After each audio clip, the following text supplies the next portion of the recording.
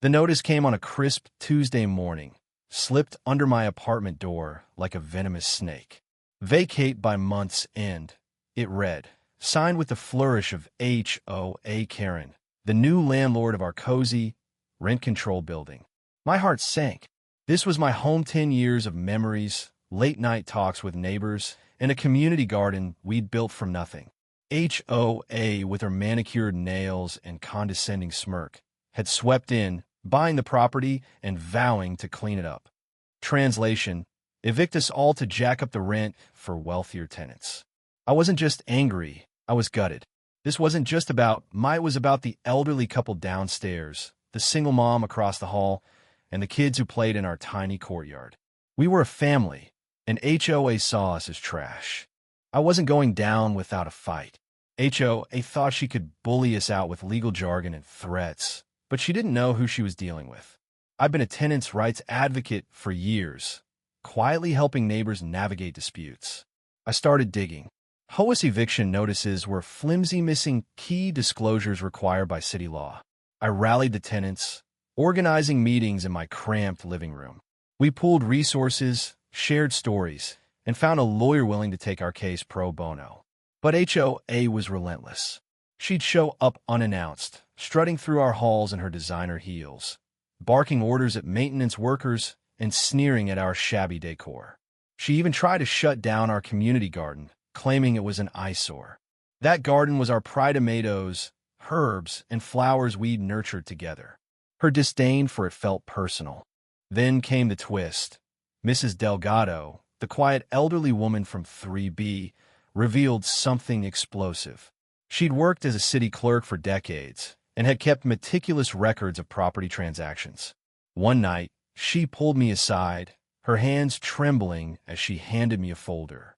Inside were documents showing HOA's purchase of our building was riddled with irregularities, shady loans, forged signatures, and a suspicious connection to a developer notorious for gentrifying neighborhoods. Mrs. Delgado's voice was soft but firm. She's not just greedy, Mija. She's cheating. This wasn't just a fight for our homes anymore. It was a battle against a rigged system. Armed with this evidence, we escalated our fight.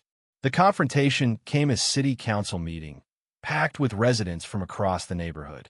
HOA sat in the front row, her face a mask of smug confidence, expecting to steamroll us with her high-priced attorney. I stood at the podium, heart-pounding, and laid out our case. The illegal eviction notices, the garden vandalism caught on video by a neighbor's kid, and Mrs. Delgado's bombshell documents. The crowd erupted: gasps, murmurs, then applause. HOA's lawyer fumbled, but she didn't flinch. She rose, her voice dripping with contempt, and accused us of slandering a hard-working businesswoman. She claimed the garden was a health hazard and our building a slum. The audacity was staggering. But then, another surprise. The developer tied to HOA's deal was in the room, and under pressure, he cracked, admitting to shady dealings to avoid scrutiny. The council chamber buzzed with outrage. HOA's downfall was swift and brutal. The council launched an investigation, and the city's housing authority froze her ability to issue evictions.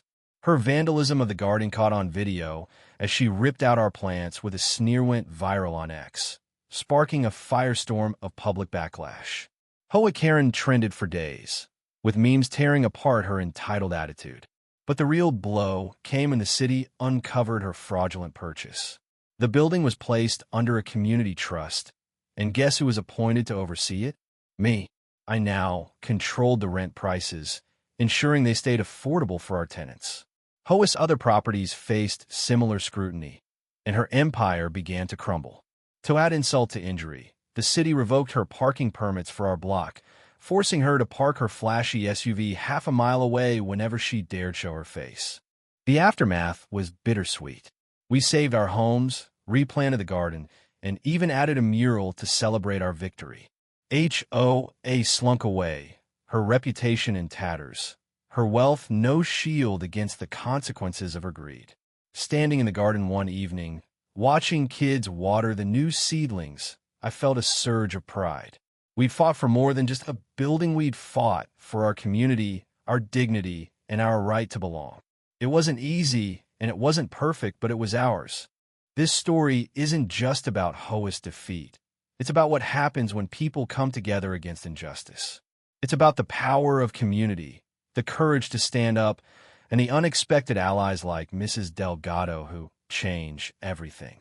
What do you think? Did HOA get what she deserved? Or is there another side to this story?